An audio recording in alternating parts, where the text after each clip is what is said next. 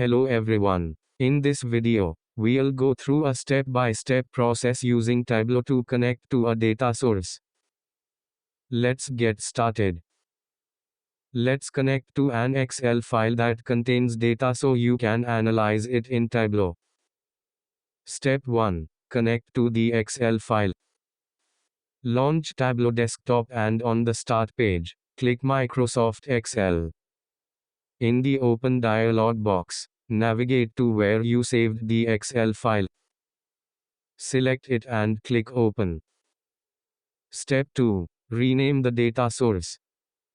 Next to the data source icon, click the name. Select the existing name and replace it with orders data. Next, load the orders sheet. Under Sheets, drag orders to the canvas. Step 3. Change row and global area field names. Click the arrow just above row and select Rename from the drop-down menu. Change the name to Row ID. And press Enter. Follow the same steps to rename global area to country.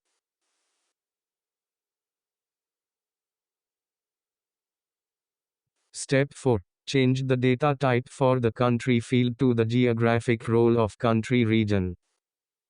Above the country field, click the ABC icon.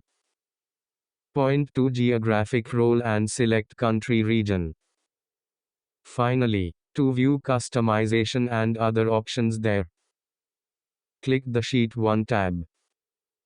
Right-click or click the drop-down arrow next to one of the field names, such as region. Note the menu items. Feel free to explore further and create insightful visualizations with your updated data. If you have any questions, please leave them in the comments below. Happy analyzing!